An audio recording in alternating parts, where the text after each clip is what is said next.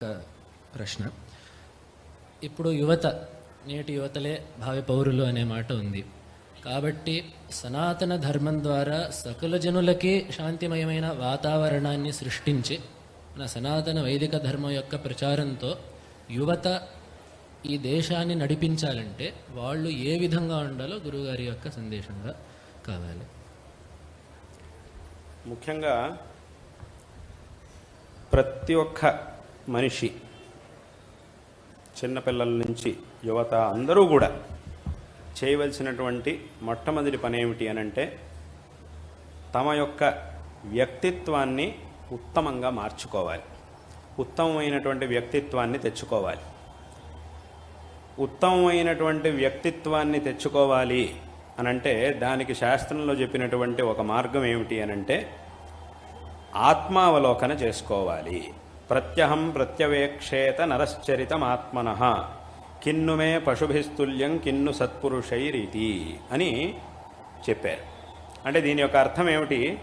ప్రతి మనిషి ప్రతిరోజు ఒకసారి తనను తాను పరిశీలించుకోవాలి. దీన్నే ఆత్మావలోకన, ఆత్మ పరిశీలన, ఆత్మవిమర్శ అని అంటారు. ఈ శబ్దాలతో చెప్తాం. అంటే ఎలా పరిశీలన చేసుకోవాలి అని అంటే ఇవాళ రోజు నేను చాలా పనులు చేశాను, ఈ పనులన్నీ కూడా ఎలాంటి పనులు? సత్పురుషులు చేసేటటువంటి పనులా, లేదంటే దుష్టులు అథవా పశువులు చేసేటటువంటి పనులా? ఎలాంటి పనులను చేశాను ఇవాళ రోజున నేను అనేటటువంటి విమర్శని ప్రతి ఒక్కరూ చేసుకోవాలి అని మనకి మన ధర్మం చెప్తోంది.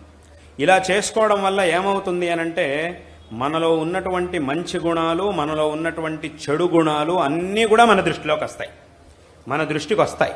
ఎంత మంచి ఉంది, ఎంత చెడు ఉంది, రెండు కూడా మన దృష్టిలోకి వస్తాయి. వచ్చినప్పుడు ఏమవుతుంది అనంటే మంచి విషయాల్ని కాపాడుకోవాలి, ఇంకా పెంచుకోవాలి. ఏవైతే చెడు విషయాలు మన దృష్టిలోకి వచ్చినాయో, నేను ఇలా చేయకుండా ఉండాల్సింది, నేను చేసింది తప్పు అని ఏ విషయాలైతే మన దృష్టిలోకి వచ్చాయో వాటిని సరి చేసుకోవడానికి ఒక మార్గం అనేది మనకి ఏర్పడుతుంది. ఇలా ఆత్మవిమర్శ చేసుకున్నప్పుడు మన యొక్క వ్యక్తిత్వాన్ని మనం పెంచుకోవడానికి ఇది మనకి ఉపయోగపడుతుంది. ఇటువంటి ఆత్మ విమర్శని ప్రతిరోజు కూడా మనం చేసుకుంటూ ఉంటే ఒక ఉత్తమమైనటువంటి వ్యక్తిత్వ నిర్మాణం అనేది ప్రతి మనిషిలోనూ ఏర్పడుతుంది. ఇటువంటి పనిని చిన్నప్పటి నుంచి మనం చేస్తూ ఉండాలి, చేయగలగాలి. చేస్తున్నప్పుడు ఉత్తమమైనటువంటి వ్యక్తిత్వం మనలో ఏర్పడుతుంది. ఇది మొట్టమొదటి విషయం. ఇక్కడ ఏదైనా ఒక చెడు గుణం మనలో ఉన్నట్టుగా మన దృష్టికి వచ్చింది అన్నప్పుడు మొట్టమొదట మనం చేయాల్సిన పని ఏమిటో తెలుసా? దాన్ని ఒప్పుకోవాలి. అవును, నిజంగా నాలో ఇటువంటి ఒక చెడ్డ గుణం అనేది ఉన్నది అనేదాన్ని ఒప్పుకోవాలి తప్ప వితండవాదం చేయకూడదు. చాలామంది చేసే తప్పది. ఎందుకంటే దాన్ని ఒప్పుకున్నప్పుడే దాన్ని సరి చేసుకోవడానికి సాధ్యమవుతుంది తప్ప అబ్బాయి ఇది సరికాదు, నేను చేసిందే సరి అని కనుక వితండవాదం చేయడం మొదలెట్టామనంటే దాన్ని ఎవరూ సరి చేసుకోలేరు. సరి చేసుకోవడం అనేది కుదరదు, ఇంకా మొండిగా తయారవుతాం. ఆ వితండవాదం చేయడం ద్వారా ఆ వితండవాదం అనేది మనిషిని ఇంకా మొండివాడిగా తయారు చేస్తుంది. ఏం చేస్తుంది అంటే అంతకుముందైతే ఏదో తప్పు చేశాడు, కానీ ఇప్పుడు ఈ వితండవాదం చేసి తర్వాత ఎలా తయారవుతాడంటే చేస్తే తప్పే చేయాలి అన్నట్టుగా తయారైపోతాడు మనిషి. ఎందుకు చేయకూడదు, ఇలాగే చేస్తా నేను, ఎవడేమనుకున్నా సరే ఇలాగే చేస్తా నేను అనేటటువంటి ఆ మొండితనం మనిషికి వస్తుంది. కాబట్టి అది రాకుండా ఉండాలి అంటే ముందు ఆ తప్పు మన దృష్టికి వచ్చినప్పుడు మొట్టమొదటి దాన్ని ఒప్పుకోవాలి. ఆ ఒప్పుకున్న తర్వాత చేయవలసింది ఏమిటి అని అంటే ఒప్పుకుంటే అక్కడికి ఇంకా ఆ సరి చేసుకోవడంలో 90% అయిపోయినట్టే. ఇంకా మిగిలింది 10%. ఆ 10% ఏమిటి అని అంటే దాన్ని సరి చేసుకోవడం. ఒప్పుకుంటేనే అక్కడికి 90% అది సరైపోయినట్టే. అవును, నాలో ఫలానా తప్పుడు గుణం ఉంది, ఇది సరికాదు అని తెలుసుకుంటే అక్కడికి 90% సరైపోయినట్టే. ఇంకా మిగిలింది 10%. దాన్ని ఎలా దాన్ని అది ఆ 10% చేయాల్సింది ఏమిటంటే సరి చేసుకోవడం. సరి చేసేసుకున్నామంటే ఇంక అక్కడికి ఆ తప్పుడు గుణం నుంచి మనం బయటపడిన వాళ్ళం అవుతాం. ఈ విధంగా వ్యక్తిత్వాన్ని, ఉత్తమమైనటువంటి వ్యక్తిత్వాన్ని నిర్మాణం చేసుకునేటటువంటి పనిని ప్రతి ఒక్కరూ కూడా తప్పకుండా చెయ్యాలి. ఇది మొట్టమొదటి విషయం. ఇంకొకటి ఏమిటి అనంటే అందరికీ కూడా ఉన్నటువంటి కర్తవ్యాలు ఏమిటి అనంటే తమ యొక్క వైయక్తికమైనటువంటి అభివృద్ధి కోసం చేయవలసినటువంటి పనులు కొన్ని.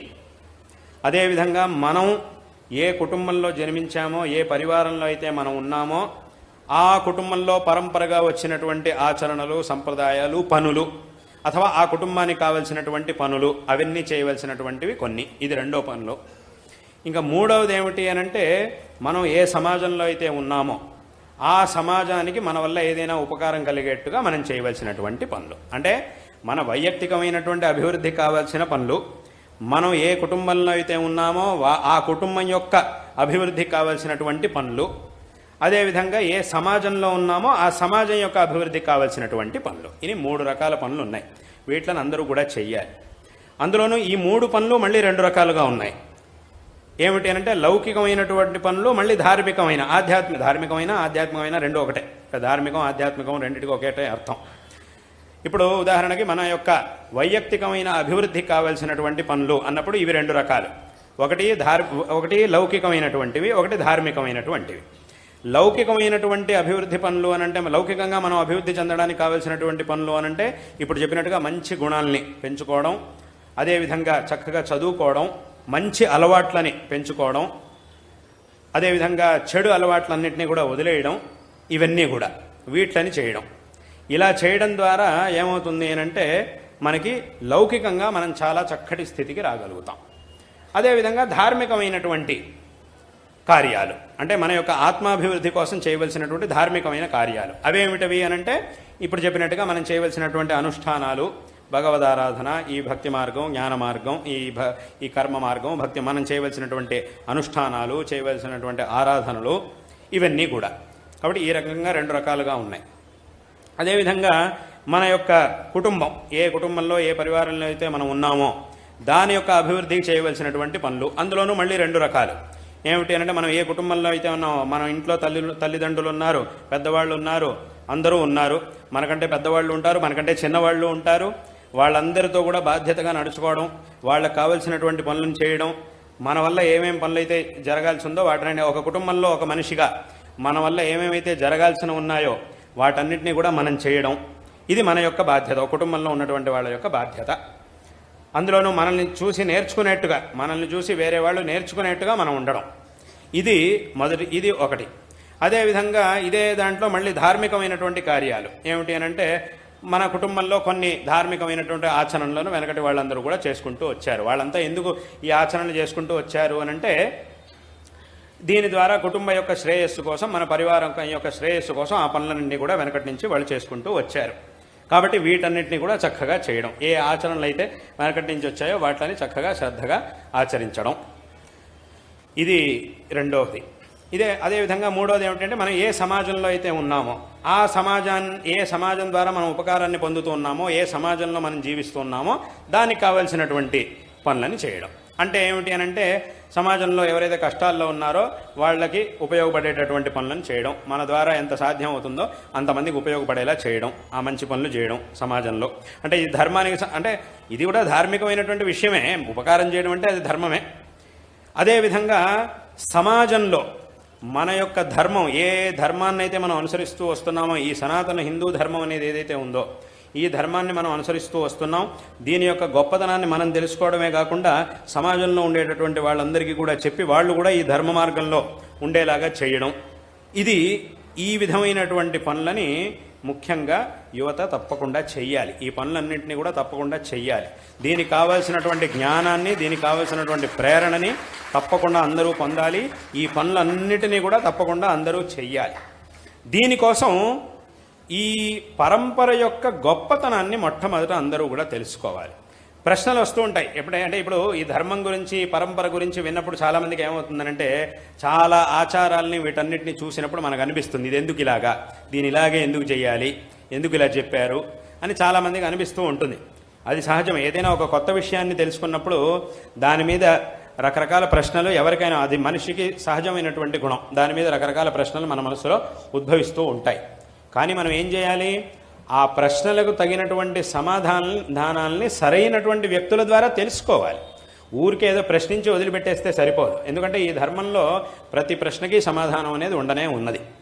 కాబట్టి ఆ ప్రశ్నలు వచ్చినప్పుడు సరైనటువంటి వ్యక్తిని అడగాలి. ఆ వ్యక్తి ద్వారా ప్రశ్నలకు సమాధానం మనం తెలుసుకోవాలి. ఒక ప్రశ్న సమాధానం దొరకనంత వరకు అది బలంగా ఉంటుంది. సమాధానం దొరికింది అనంటే సమాధానమే బలంగా అవుతుంది. కాబట్టి ఏదో ప్రశ్న అడిగేసాను, ఇవాళ రోజు నేను పెద్ద ప్రశ్న అడిగేశాను కాబట్టి ఇంకా నాకంటే గొప్పవాళ్ళు లేడు, నాకంటే మేధావి లేడు అని అనుకోకూడదు. చాలామంది అలా అనుకుంటూ ఉంటారు. ఏం చేస్తుంటారు అని అంటే రకరకాల ప్రశ్నలు వేసేసి, చూసారా మేము ఇన్ని ప్రశ్నలు అడిగేశాము, నేను చాలా బుద్ధిమంతుడిని, ఈ ప్రశ్నలకు వీళ్ళ వల్ల సమాధానం చెప్పడం కుదరదు అని వాడే నిర్ణయం చేసేస్తాడు. వీళ్ళ వల్ల సమాధానం చెప్పడం కుదరదు, అలాంటి ప్రశ్నలు నేను అడిగేశాను అని చెప్పేస్తూ ఉంటారు. దాని వాడు సమాధానం చెప్తున్నాడు, ఈ అడిగినటువంటి ప్రశ్నలకి సమాధానాలు చెప్తున్నాడు. ఒకవేళ వాడు చెప్పిన సమాధానం సరిగ్గా లేదు, యుక్తియుక్తంగా లేదు అని అంటే అప్పుడు అది వేరే విషయం. కానీ సమాధానం ఉన్నప్పుడు కూడా ప్రశ్నను మాత్రం అడిగేస్తాము, సమాధానం వినడం మాత్రం మేము చెయ్యము అని అంటే కనుక అది చాలా మూర్ఖతనం. అలాంటి పనులను చాలామంది చేస్తూ ఉంటారు ఇవాటి కాలంలో. కాబట్టి ఏమిటంటే ఏ ప్రశ్న వచ్చినా కూడా దానికి కావాల్సినటువంటి సమాధానాన్ని మనం తెలుసుకునేటటువంటి సరైనటువంటి వ్యక్తుల ద్వారా తెలుసుకునేటటువంటి ప్రయత్నాన్ని చెయ్యాలి. తద్వారా మనం దీని మీద శ్రద్ధని ఇంకా పెంచుకోవాలి. ఇదంతా కూడా తప్పకుండా చెయ్యాలి. అదేవిధంగా ఏ విధమైనటువంటి దురభ్యాసాలని మనం చేసుకోకూడదు. అంటే దురభ్యాసాలు అనగానే చాలామందికి ఏమనిపిస్తుంది, కొన్ని గుర్తొస్తాయి. దురభ్యాసం ఇవన్నీ చెడు అలవాట్లు అనగానే కొన్ని మీ బుద్ధిలో జ్ఞాపకానికి వస్తాయి. అవి అందరికీ తెలిసినవే. అలాంటి దురభ్యాసాలు, అలాంటి చెడు అలవాట్లు అందరికీ కూడా తెలిసినవే. కానీ ఇటీవల నేను చెప్పేటటువంటి దురభ్యాసాల్లో ఇంకా కొన్ని ఉన్నాయి. ఏమిటంటే అది బహుశా దీని యొక్క అవసరం ఇదివరకు ఉండేది కాదు, కానీ ఇప్పుడు ఆ దురభ్యాసాల్లో దీన్ని కూడా చేర్చాలి. ఏమిటి అని అంటే ఊరికే ఎప్పుడు ఫోన్లు చూస్తూ, మొబైల్ చూస్తూ కూర్చోవడం, అనవసరమైనటువంటి విషయాలన్నింటినీ దాంట్లో చూస్తూ ఉండడం. ఈ దురభ్యాసం చాలామందికి ఉంది. ఇది కూడా చాలా హానికారకంగానే ఉంది. ఎందుకంటే ఇదివరకు ఆ పట్టీలో ఇవి ఉండేవి కావు, కానీ ఇప్పుడు దీన్ని కూడా చేర్చాల్సి వచ్చింది. ఇవి ఆ దురభ్యాసాలు అనగానే కొన్ని గుర్తొస్తాయి, ముఖ్యంగా 4-5 గుర్తొస్తాయి మనకి దురభ్యాసం. ఆ 4-5తో పాటు 5ో దానిగాను అథవా 6ో దానిగాను దీన్ని కూడా చేర్చాలి. ఎందుకంటే ఇది అంత హానికారకంగా ఉంది కాబట్టి. ఇక్కడ ఏమిటి, ఇక్కడ ఎవరిది తప్పు, ఈ వస్తువుని తయారు చేసిన వాడిది తప్పు కాదు, దాన్ని ఉపయోగించేటటువంటి వాడిది తప్పు. ఎందుకంటే ఏ వస్తువు అయినా కూడా లోకంలో దానికి సదుపయోగం ఉంటుంది, దురుపయోగం ఉంటుంది, రెండూ ఉంటాయి. కానీ సదుపయోగం చేయడం అనేది మన యొక్క కర్తవ్యం. అన్ని వస్తువులు సదుపయోగం దురుపయోగం అనేది ఈ ప్రపంచంలో ప్రతి ఒక్క వస్తువుకి ఉంటుంది. కానీ సరైనటువంటి వివేకంతో సదుపయోగం చేసుకోవాలి, దురుపయోగాన్ని ఎప్పుడు కూడా చేయకూడదు. కాబట్టి ఈ సాధనాలన్నీ ఏవైతే ఉన్నాయో వీటిలో అవసరం మనిషికి చాలా ఉంది. దానివల్లే ఎన్నో వ్యవహారాలు క్షణాల మీద జరుగుతున్నాయి, ఎన్నో జరుగుతున్నాయి. కాబట్టి దానివల్ల చాలా ఉపయోగం కలుగుతోంది. కానీ ఉపయోగాన్ని పొందాలి తప్ప దురుపయోగాన్ని పొందకూడదు. ఆ దురుపయోగాన్ని కలిగించేటటువంటి పనులని చేయకూడదు. ఈ విషయాన్ని అందరూ కూడా, ముఖ్యంగా యువత చాలా స్పష్టంగా ఈ విషయాల్ని తెలుసుకోవాలి. యువత తెలుసుకోవాలి, పెద్దవాళ్ళు కూడా తెలుసుకోవాల్సిందే. ఎందుకంటే ఆ పెద్దవాళ్ళు కూడా అలవాట్లనే ఉన్నాయి. కాబట్టి అందులోనూ ముఖ్యంగా యువత అంటే పెద్దవాళ్ళు ఏమవుతుందంటే వాళ్ళు పెద్దవాళ్ళు అయ్యారు కాబట్టి వాళ్ళ అనుభవాన్ని పొందినటువంటి వాళ్ళు కాబట్టి దీని ప్రభావం ఎక్కువ వాళ్ళ మీద చూపించదు. వాళ్ళు ఉపయోగించినా కూడా ఎక్కువ దీని ప్రభావం వాళ్ళ మీద ఉండకపోవచ్చు. కానీ ఆ యువత యొక్క మనస్సు ఏదైతే ఉందో, చిన్నపిల్లలు కానీ యువత కానీ వాళ్ళ మనస్సు అనేది ఏదైతే ఉందో అది ఇంకా వికాసాన్ని చెందవలసినటువంటి మనస్సుది. కాబట్టి అటువంటి ఆ వికాసాన్ని పొందేటటువంటి అవస్థలో గనక దానికి ఏదైనా ఇబ్బంది కలిగింది, విఘాతం కలిగింది అంటే ఇంకా వికాసాన్ని పొందడం అనేది ఆగిపోతుంది. ఇప్పుడు ఒక విత్తనం ఉంది, ఆ విత్తనాన్ని నాటినప్పుడు దాని నుంచి ఒక విత్తనం చక్కగా ఉన్నప్పుడు దాన్ని నాటి నీళ్లు పోస్తే అప్పుడేమవుతుంది, దాని నుంచి అది మొలకెత్తుతుంది, దాని నుంచి మొక్క పెరుగుతుంది, త్వరగా పెద్ద చెట్టు అవుతుంది, మనకి ఫలాన్ని ఇస్తుంది. అదే ఆ విత్తనాన్ని కనుక ఒకసారి మంటల మీద కాల్చి దాన్ని కనుక నాటితే అప్పుడేమవుతుంది, దాని నుంచి అంకురం అనేది పుట్టదు. అది చక్కగా ఉన్నప్పుడు దాని నుంచి ఒకసారి మంటల్లో పడేసి కొంచెం కాలిన తర్వాత మళ్ళీ దాన్ని తీసి ఆ కాలిపోయిన విత్తనాన్ని తెచ్చి నాటామనుకోండి, అప్పుడేముంది, దాని నుంచి అంకురం అనేది పుట్టదు, మొలకెత్తదు అది. ఎందుకంటే అది కాలిపోయింది, అక్కడికి అయిపోయింది దాని పరిస్థితి. అదేవిధంగా అవుతుంది. ఈ చెడు అలవాట్ల వల్ల మన యొక్క బుద్ధికి ఇటువంటి విఘాతం కలుగుతుంది. అక్కడికి ఆ వికాసానికి చాలా పెద్ద ప్రతిబంధకం అనేది ఏర్పడుతుంది. కాబట్టి ఇటువంటి చెడభ్యాసాలని మానేయాలి. ఇప్పుడు చెప్పబడినటువంటి ఈ పనులు, అందులోనూ ధార్మికమైనటువంటి, అంటే ఒకటి వైయక్తికంగా మనం అభివృద్ధి చెందడానికి కావాల్సినటువంటి పనులు, అదేవిధంగా మనం ఏ వంశంలో ఏ కుటుంబంలో అయితే మనం జన్మించామో దాని యొక్క శ్రేయస్సుకి, దానిలో మనకున్నటువంటి బాధ్యతలు ఏవైతే ఉంటాయో వాటికి సంబంధించినటువంటి పనులు, అదేవిధంగా ఏ సమాజంలో అయితే మనం బతుకుతున్నామో, ఏ ధర్మంలో అయితే మనం బతుకుతున్నామో దానికి సంబంధించినటువంటి పనులు. మళ్ళీ ఈ 3 పనులు ఇప్పుడు చెప్పినట్టుగా 2 రకాలు, లౌకికము మరియు ధార్మికం. ఈ విధంగా ఈ పనులన్నింటినీ కూడా చేస్తూ ఈ అన్ని దురభ్యాసాల నుంచి దూరంగా ఉంటూ చక్కటి జీవితాన్ని గనక మనం నిర్మించుకుంటే తప్పకుండా ఉత్తమమైనటువంటి స్థితికి మనం వస్తాము అనేటటువంటి విషయంలో ఏమాత్రం సందేహం లేదు. ఇక్కడ కేవలం, అంటే నేను ఇందాక నుంచి 2 రకాలుగా ఎందుకు చెప్తున్నాను అనంటే, కేవలం లౌకికమైనటువంటి అభివృద్ధి మాత్రమే సరిపోదు. ధార్మికమైనటువంటి ఒక చైతన్యాన్ని కూడా తప్పకుండా మనం పొందాలి. లౌకికంగా ఏదో విద్యాభ్యాసం చేశాము, చాలా పెద్ద పెద్ద పెద్ద చదువులు చదివాము, ఎక్కడెక్కడికి వెళ్ళి చదువుకొని వచ్చామంటే సరిపోదు. అది చాలా అవసరం, అందులో సందేహం లేదు. కానీ ఇటువంటి ధార్మికమైనటువంటి ఆ మార్గదర్శనాన్ని కూడా తప్పకుండా మనం పొందినప్పుడు మాత్రమే పరిపూర్ణంగా మన మీద మనం నిగ్రహాన్ని సాధించగలుగుతాం, ఉత్తమమైనటువంటి స్థితికి మనం రాగలుగుతాం. కాబట్టి ఈ విషయాన్ని అందరూ కూడా తప్పకుండా తెలుసుకోవాలి. భగవంతుడు అందరికీ కూడా చక్కటి బుద్ధిశక్తిని ఇచ్చాడు, మీ అందరికీ కూడా చక్కటి కుటుంబాన్ని ఇచ్చాడు, చక్కటి తల్లిదండ్రులను ఇచ్చాడు, చక్కటి కుటుంబాన్ని ఇచ్చాడు, చక్కటి బుద్ధిశక్తిని ఇచ్చాడు. వీటన్నిటినీ కూడా భగవంతుడు ఇచ్చాడు. ఎందుకంటే లోకంలో కనుక మనం చూస్తే ఇవి కూడా లేనటువంటి వాళ్ళు ఎంతోమంది ఉన్నారు, చాలా కష్టమైనటువంటి పరిస్థితిలో ఉండేవాళ్ళు ఎంతోమంది ఉన్నారు. కాబట్టి అలా పోలిస్తే కనుక మనందరికీ కూడా మీ అందరికీ కూడా చాలా మంచి ఒక వాతావరణాన్ని భగవంతుడు ప్రసాదించాడు. కాబట్టి ఇటువంటి పరిస్థితిలో చక్కగా చదువుకోవాలి, చక్కగా సాధన చేయాలి. కొన్నిసార్లు ఏమవుతుందంటే మనం చేసినటువంటి సాధనకి తగినంత ఫలం ఆ సమయానికి లభించకపోవచ్చు. అంటే చాలామంది ఏమడుగుతుంటారు నా దగ్గర అనంటే, ముఖ్యంగా చాలామంది పిల్లలు, యువత నా దగ్గర ఎప్పుడు కూడా అడిగేటటువంటి ప్రశ్న ఏమిటి అనంటే, మేము ఎంత చదువుకున్నా కూడా మాకు రావట్లేదండి, ఏం చేయాలి అని అడుగుతుంటారు. ఎంత చదువుకున్నా కూడా రావట్లేదు అని అడుగుతుంటారు. అప్పుడు నేను వాళ్ళకి చెప్పే సమాధానం ఏమిటంటే, ఎంత చదువుకున్నా రావట్లేదు అని అంటే అప్పుడు ఏం చేయాలి అంటే వచ్చేంత వరకు చదువుకోవాలి. అదే దీనికి సమాధానం. ఎంత చదువుకున్నా రావట్లేదు ఏం చేయాలి అని అంటే అప్పుడు ఏం చేయాలి, వచ్చేంత వరకు చదవాలి అనేది దీనికి సమాధానం. అంతకంటే ఇంకా సమాధానం చెప్పలేం. అయితే ఏమవుతుందంటే కొంతమందికి ఒకసారి చదువుకుంటే వచ్చేస్తుంది, కొంతమందికి 4 సార్లు చదవాలి, కొంతమందికి 10 సార్లు చదవాలి, కొంతమందికి 15 సార్లు చదవాలి. ఆ 15 సార్లు చదవాల్సిన వాడికి 15 సార్లు చదివితేనే వస్తుంది, వాడికి ఒకసారి చదివితే వాడికి రాదు. 10 సార్లు చదివినా కూడా 15 సార్లు చదివితేనే వాడికి వస్తుంది. ఎందుకంటే వాడి సామర్థ్యం అది. ఈ సామర్థ్యం అనేది ఒక్కొక్కరికి ఒక్కో రకంగా ఉంటుంది. కాబట్టి ఎవరైనా కూడా వాళ్ళకు వచ్చేంత వరకు తప్పకుండా చదువుకుంటే, అందుకే ఇప్పుడు అంటే ఒక ఉదాహరణ ఏమిటి అంటే, ఇప్పుడు మనకి వెన్న రావాలి అని అంటే ఏం చేయాలి, మజ్జిగని చిలికితే దాని నుంచి వెన్న వస్తుంది. అక్కడ ఈ మజ్జిగని ఎంతసేపు చిలకాలి అని ప్రశ్న అడిగితే దానికి ఏమిటి సమాధానం, ఒకసారైనా 2 సార్లైనా 3 సార్లైనా 4 సార్లైనా ఏం చెప్పాలి సమాధానం, వెన్న వచ్చేంత వరకు చిలుగుతూనే ఉండాలి. అదే దాని సమాధానం. అంతకంటే ఇక్కడ ఇంకో సమాధానం చెప్పడమే కుదరదు. అది వచ్చేంత వరకు చేయాల్సిందే ఆ పనిని. అదేవిధంగా ఈ చదువు అనేది ఏదైతే ఉందో అది కూడా అంతే, వచ్చేంత వరకు చదువుకోవాలి. అలాగని ఎన్నిసార్లు 100 సార్లు చదివినా కూడా రాదు అనేంత మందబుద్ధులు ఎవరు లేరు కదా ఇక్కడ.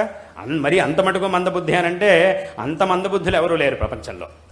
100 సార్లు చదువుకున్నా కూడా రాదు అనేంత మందబుద్ధులు అయితే ఖచ్చితంగా ఉండరు. తప్పకుండా వస్తుంది, తప్పకుండా చదువుకుంటే తప్పకుండా వస్తుంది. దృష్టి పెట్టి చక్కగా చదువుకుంటే, ఆ ప్రయత్నం చేస్తే తప్పకుండా వస్తుంది. కొన్నిసార్లు కొంతమందికి ఎక్కువ ప్రయత్నం చేయాల్సి వస్తుంది. అంతే ఒక చిన్న కథ ఉంది. ఒకసారి ఒక ఊరుంది, ఆ ఊళ్ళో 2 స్నేహితులు ఉన్నారు. వాళ్ళిద్దరూ పక్కపక్కనే వాళ్ళకే పెద్ద ఏదో అక్కడక్కడ చిన్న చిన్న పనులు చేసుకొని దానివల్ల ఎంత డబ్బు వస్తే దాంతో ఏదో ఉన్న దాంట్లో పెద్ద ధనవంతులేం కాదు, ఏమీ లేదు, ఉన్నదానికి కొన్నిసార్లు ఉన్నదానికే సరిపోదు. అటువంటి పరిస్థితి. వాళ్ళు 2 ఇళ్ళు ఉండేవి. ఇద్దరు పక్కపక్కన చిన్న చిన్న ఇళ్ళని కట్టుకున్నారు. ఒకసారి ఏమైంది అనంటే, ఉన్నటువంటి ఎవరో ఒక మహాయోగి ఆయన ఆ ఊళ్ళోంచి అలా వెళ్తున్నాడు, వీళ్ళ ఇంటి ముందు నుంచి అలా వెళ్తున్నాడు. ఏదో సందడి వినిపిస్తోంది, జనాలంతా వచ్చి ఆయన చూస్తూ ఉన్నారు. అప్పుడు ఏమైంది అంటే, ఎవరో వచ్చినట్టు ఉన్నారు, ఏదో జనాలంతా వచ్చారు, ఏమైంది అని చెప్పి వీళ్ళిద్దరు ఇంటి నుంచి బయటకు వచ్చి చూస్తూ ఉన్నారు. చూస్తుంటే ఆయన పాటికి ఆయనలా వెళ్తున్నాడు. కొంతమంది ఏమో ఆయన చూసి దండాలు పెడుతున్నారు, కొంతమంది ఏమో మామూలుగా నించొని చూస్తున్నారు. అలా రకరకాలుగా జనాలు వాళ్ళ పాటు వాళ్ళు ఏదేదో చేస్తున్నారు. ఈయన మాత్రం వాళ్ళవన్నీ పట్టించుకోకుండా అలా వెళ్తున్నాడు. వీళ్ళిద్దరు ఇంటి ముందుకు వచ్చి రాగానే అది ఆయనకి ఏమనిపించిందో తెలియదు కానీ వీళ్ళిద్దరి వైపు చూశాడు. చూసి ఏమన్నాడు అనంటే, మీ ఇద్దరు కట్టుకున్న చిన్న ఇళ్ళు ఏవైతే ఉన్నాయో వీట్ల కింద పెద్ద నిధి ఉంది. ఇంత పెద్ద నిధి ఉన్నప్పుడు ఎందుకు మీరిద్దరు ఇంత దారిద్ర్యంలో జీవిస్తున్నారు? ఆ నిధిని తీసుకుంటే మీరు చక్కగా సుఖంగా ఉండగలుగుతారు, ఆ పని చేయండి అని చెప్పేసి వెళ్ళిపోయాడు. చెప్పేసి ఇంకేం మాట్లాడకుండా ఇంత మాత్రం చెప్పేశాడు, వెళ్ళిపోయాడు. వెళ్ళంగానే వీళ్ళిద్దరు ఆలోచనలో పడ్డారు. పెద్ద నిధి ఉందంటే ఎవరొద్దంటారు? కాబట్టి వీళ్ళిద్దరు కూడా చాలా ఆనందపడ్డారు, చాలా ఆలోచించారు. కానీ ఏమిటి ఇలా చెప్పాడు, నిజంగా అలా నిధి ఉందా లేదా? ఇప్పుడు ఈ నిధి కోసం ఇంటిని పడగొట్టాలి, చివరిగా దొరకలేదు అంటే ఉన్న ఇల్లు కూడా పోతుంది, ఇప్పుడు ఏం చేయాలి అని వీళ్ళిద్దరూ చాలా సందేహంలో పడ్డారు. ఏం చేయాలి అని, నిజంగా ఈయన నమ్మచ్చా, ఈయన ఏమైనా పిచ్చివాడా, లేదంటే నిజంగానే చెప్తున్నాడా, నిజంగానే తెలిసినవాడా, పిచ్చివాడా, ఏమిటి ఇప్పుడు నమ్మాలా వద్దా అని చాలా ఆలోచనలో పడ్డారు. చాలామందిని అడిగారు, ఇప్పుడు ఏం చేయమంటారు మమ్మల్ని? అప్పుడు చాలామంది ఏం చెప్పారు అనంటే, లేదు ఆయన మాటలను అలా ఊరికే తీసేయడానికి వీల్లేదు, ఆయన చాలా గొప్పవాడు, ఆయన పెద్ద జ్ఞాని, నిజంగా ఏదైనా చెప్పాడంటే అది తప్పకుండా జరుగుతుంది, కాబట్టి మీరు అక్కడ తవ్వి చూస్తే మీకు నిధి దొరుకుతుంది అని చెప్పారు. సరే అలాగైతే ఓ ప్రయత్నం చేద్దామని చెప్పి ఏం చేశారంటే అక్కడ ఇంటినంతా తీసేసి తవ్వడం మొదలెట్టారు. ఇద్దరూ కలిసి తవ్వడం మొదలెడుతున్నారు. వాడి ఇంటి దగ్గర వాడు, వీళ్ళ ఇంటి కింద వీడు. ఇద్దరు ఒకేసారి తవ్వడం మొదలెట్టారు. ఇద్దరికి ఒకే బలం. ఇద్దరు తవ్వడం మొదలెట్టారు. ఒకే రకంగా పనిచేస్తున్నారు. ఒకడు 10 అడుగులు తవ్వాడు. ఇద్దరు కలిసి 10 అడుగుల వరకు తవ్వారు. ఒకడికి నిధి దొరికింది. చాలా నిధి అక్కడ దొరికేసింది. చాలా సంతోషపడ్డాడు. వెంటనే చెప్పాడు, నాకు నిధి దొరికేసింది అని చెప్పి నిధిని తీసుకున్నాడు. ఆ నిధిని అంతా తీసుకుని ఇంక ఇక్కడ ఉండాల్సిన పని లేదు, హాయిగా నేను ధనవంతుడిగా ఎక్కడో బతుకుతానని చెప్పి హాయిగా అక్కడి నుంచి వెళ్ళిపోయాడు. కానీ రెండో వాడికి మాత్రం దొరకలే.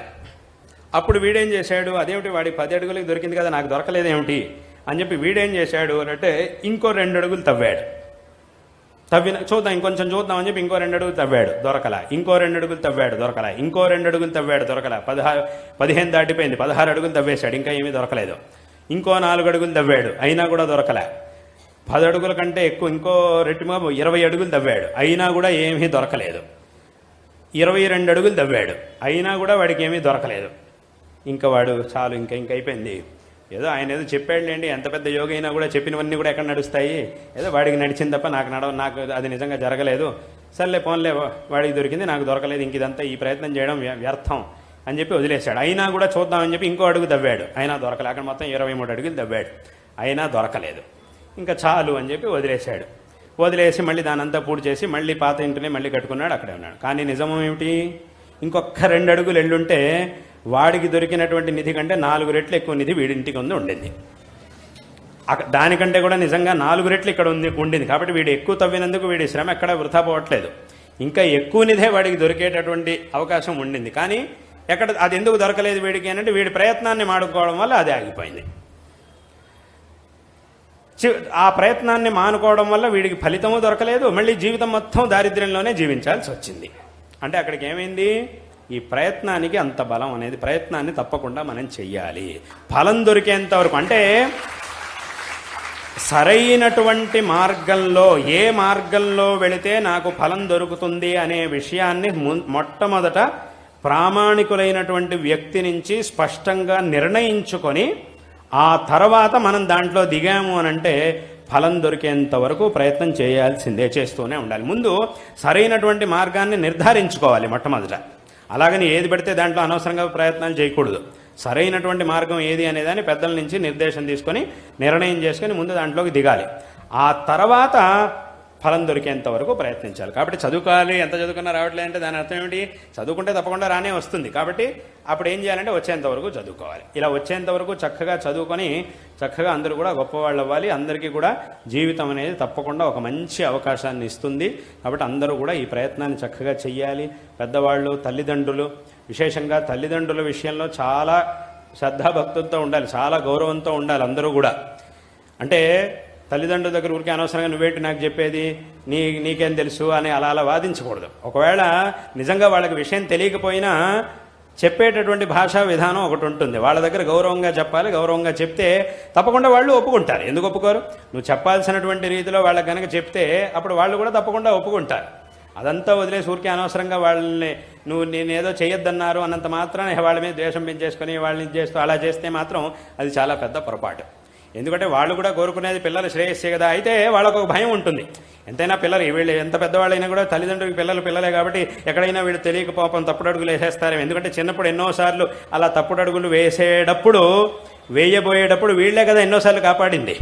ఎన్నోసార్లు చిన్నపిల్లలుగా ఉన్నప్పుడు తెలియనటువంటి పరిస్థితిలో ఏదైనా తప్పుడు అడుగులు వేసే పరిస్థితిలో వాళ్ళని అలా జరగకుండా కాపాడుకుంటూ వచ్చింది వీళ్లే కదా.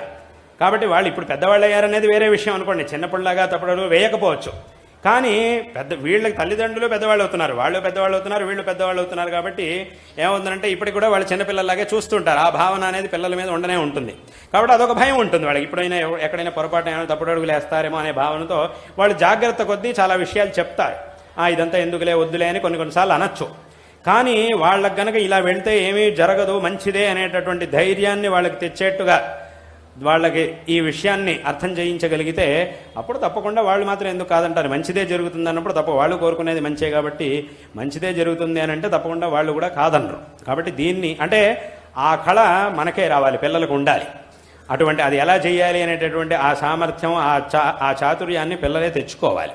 కాబట్టి ఈ విధంగా పెద్దవాళ్ళని, తల్లిదండ్రుల్ని గౌరవిస్తూ వాళ్ళు చూపించినటువంటి మార్గంలో చక్కగా వెళుతూ మన పరంపర, ఈ పరంపర మనకి చూపిస్తున్నటువంటి మార్గాన్ని చక్కగా అనుసరించి కృతార్థులు కావాలి అనేటటువంటి విషయాన్ని ఈ సందర్భంలో అందరికీ కూడా తెలియజేస్తూ ఉన్నాం. ఈ ధర్మం యొక్క విషయంలో ఎప్పుడూ కూడా అందరూ దృఢమైనటువంటి జ్ఞానాన్ని పొంది ఉండాలి. ఎప్పుడూ కూడా ఈ ధర్మాన్ని వదలకూడదు. ఎవ్వరూ కూడా ఈ ధర్మాన్ని వదిలేటటువంటి ఆలోచన ఎప్పుడూ కూడా చేయకూడదు. దీని మీద రకరకాల ప్రశ్నలు రావచ్చు, రకరకాల మనుషులు దీని మీద మనకి ప్రశ్నలు వచ్చేట్టుగా చేయొచ్చు, మన ధర్మం మీదే మనకి ద్వేషం కలిగేట్టుగా రకరకాల మనుషులు చేయొచ్చు, అలాంటి ప్రయత్నాలు చేయొచ్చు. కానీ ఇది నిజంగా గనక అంత ఉత్కృష్టమైన ధర్మం కాకపోతే ఇన్ని సంవత్సరాలు, ఇన్ని లక్షల వేల సంవత్సరాల నుంచి, వేల లక్షల సంవత్సరాల నుంచి ఇంత దృఢంగా ఉండడానికి సాధ్యమే కాదు.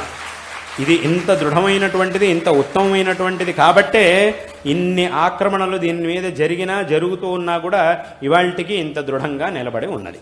కాబట్టి దీన్ని అందరూ కూడా చక్కగా తెలుసుకోవాలి. విశేషంగా మన శాస్త్రములు మనకేం చూపిస్తున్నాయో, విశేషంగా జగద్గురు శ్రీ ఆదిశంకర భగవత్పాదాచార్యుల వారు ఇవాళ రోజున ఈ ధర్మం అనేది ఇంత దృఢంగా నిలబడింది అంటే దానికి కారణం శంకరాచార్యుల వారు. అందులో ఆ విషయంలో ఏ విధమైనటువంటి సందేహము లేదు. అంటే శంకరాచార్యుల వారు అవతరించి ఈ ధర్మాన్ని సంస్థాపన చేసిన తర్వాత కాలంలో ఇంకా చాలామంది మహాపురుషులు వచ్చారు. వాళ్ళంతా కూడా ఈ ధర్మాన్ని ప్రచారం చేశారు, వాళ్ళ విధానాల్లో ఈ ధర్మాన్ని ప్రచారం చేశారు. కానీ ఒకవేళ శంకరాచార్యులు వారు కనుక ఈ ధర్మాన్ని ఉద్ధరించకపోయి ఉంటే తర్వాత కాలంలో వచ్చినటువంటి వాళ్ళు కూడా ఇదేమీ చేయలేకపోయేవాళ్ళు. శంకరులు ఈ ధర్మానికి ఒక మార్గాన్ని చూపించారు కాబట్టే, దీన్ని ఉద్ధరించారు కాబట్టే తర్వాత కాలంలో వచ్చినటువంటి వాళ్ళకి దీన్ని ప్రచారం చేయడానికి, వాళ్ళ మార్గాల్లో దీన్ని ప్రచారం చేయడానికి వాళ్ళకు ఒక అవకాశం అనేది లభించింది. కాబట్టి మొట్టమొదట మనం స్మరించాల్సింది శంకరాచార్యుల వారిని, ఆదిశంకర భగవత్పాదాచార్యుల వారిని. కాబట్టి వారు చూపించినటువంటి మార్గాలు, వారు ఉపదేశించినటువంటి విషయాలు, వీటన్నిటిని కూడా చక్కగా మన జీవితంలో ఆదర్శంగా తీసుకొని, ఉపదేశంగా తీసుకొని ఆ మార్గంలో వెళ్ళి మనం ఈ జీవితాన్ని సార్థకపరుచుకోవాలి అనేటటువంటి విషయాన్ని అందరికీ కూడా మరొకసారి ఈ సందర్భంలో తెలియజేస్తూ మీ అందరికీ కూడా నారాయణ స్మరణపూర్వకమైనటువంటి ఆశీర్వాదాలను తెలియజేస్తూ ఉన్నాం. శారదా చంద్రమౌళీశ్వరుల యొక్క, మా గురువరేణ్యుల యొక్క పరిపూర్ణమైనటువంటి అనుగ్రహం మీ అందరి యందు సదాకాలం ఉండుగాక, తద్వారా అందరికీ కూడా సకల శ్రేయస్సులు లభించుగాక అని ఈ సందర్భంలో ఆశీర్వాదాలను తెలియజేస్తూ ఉన్నాం. ఇవాటి రోజున ఉన్నటువంటి, అంటే ఈ ధర్మం, దీనికి సంబంధించినటువంటి విషయాలు చాలా విస్తృతమైనటువంటి విషయాలు, ఇవేవో ఊరికే కాసేపట్లో పూర్తి చేసే విషయాలు కావు. ఇప్పుడు ఇవాళ రోజున చాలామందికి చాలా వచ్చినటువంటి సందేహాల్లో కొన్ని ప్రశ్నలు, సందేహాలకి ఉన్న దాంట్లో ఉన్న సమయంలో సమాధానాలు చెప్పడం జరిగింది. అయితే అలాగని ఇంకా వేరే ప్రశ్నలు ఏవో దీని మీద కూడా రకరకాల ప్రశ్నలు చాలామందికి రావచ్చు. ఇంతవరకు ఏం విన్నారో దాని మీద రకరకాల ప్రశ్నలు ఇంకా రావచ్చు మనస్సులో. అయితే ఒకసారి మాట చెప్పేటప్పుడే అన్ని ప్రశ్నలకి సమాధానాలతో సహితంగా అన్నింటినీ చెప్పడం అనేది సాధ్యం కాదు, ఎందుకంటే ఇది చాలా పెద్ద విషయం కాబట్టి. ఇప్పుడు దొరికినటువంటి ఈ సమయంలో కొన్ని విషయాలన్నిటి కూడా సమాధానాలు చెప్పడం జరిగింది. ఇంకా ఏమైనా సందేహాలు అవన్నీ ఉంటే కనుక వేరే విధంగా దానికి కావాల్సినటువంటి ఏర్పాట్లు కానీ, అథవా ముందు భవిష్యత్తులో ఎప్పుడైనా కూడా మళ్ళీ దీనికోసం ఒక సమయాన్ని కేటాయించి కావాల్సినటువంటి సందర్భంలో మళ్ళీ ఈ విషయాల్ని గురించి ఇంకా ఆలోచించవచ్చు, ఆ సమాధానాలను కూడా తెలుసుకోవచ్చు అనేటటువంటి విషయాన్ని కూడా ఈ సందర్భంలో అందరికీ కూడా తెలియజేస్తూ ఉన్నాం అనేటటువంటి ఈ విషయాన్ని ఈ సందర్భంలో అందరికీ కూడా తెలియజేస్తూ ఉన్నాం. కాబట్టి ఏ ప్రశ్న వచ్చినా కూడా తప్పకుండా దానికి ఒక సమాధానం అనేది ఇక్కడ ఉంది. అందరూ కూడా చక్కగా తెలుసుకొని ఈ ధర్మం మీద, ఈ పరంపర మీద ఇంకా దృఢమైనటువంటి శ్రద్ధని ఇంకా పెంచుకోవాలి అనేటటువంటి విషయాన్ని ఈ సందర్భంలో అందరికీ తెలియజేస్తూ, ఎవరెవరైతే ఏ దుష్ప్రచారాలు దీని మీద చేస్తుంటారో వాటికి అవకాశం ఇవ్వకుండా అందరూ కూడా చక్కగా దీని గురించి తెలుసుకోవాలి అనే విషయాన్ని ఈ సందర్భంలో తెలియజేస్తూ అందరికీ మరొకమారు ఆశీర్వాదాలను తెలియజేస్తూ ఉన్నాం. అందరికీ కూడా ఆ జగన్మాత, సమస్త విద్యలకు అధిదేవత అయినటువంటి ఆ జగన్మాత శారదా పరమేశ్వరి అమ్మవారి యొక్క పరిపూర్ణమైన అనుగ్రహం, ఆ శారదా స్వరూపులైనటువంటి మా గురువరేణ్యుల యొక్క పరిపూర్ణమైన అనుగ్రహం మీ అందరి యందు సదాకాలం ఉండుగాక. అందరూ కూడా చక్కటి స్థానాలకి, జీవితంలో ఉన్నతమైనటువంటి స్థితికి అందరూ కూడా రావాలి ఆ జగన్మాత కృపతో అని ఈ సందర్భంలో ఆశీర్వాదాలని అందరికీ కూడా తెలియజేస్తూ ఉన్నాం. అందరికీ అటువంటి అనుగ్రహాన్ని ఆ జగన్మాత చేయుగాక అని ఈ సందర్భంలో మరొకమారు ఆశీర్వాదాన్ని తెలియజేస్తూ ఈ మాటల్ని ఇక్కడికి ముగిస్తూ ఉన్నాం.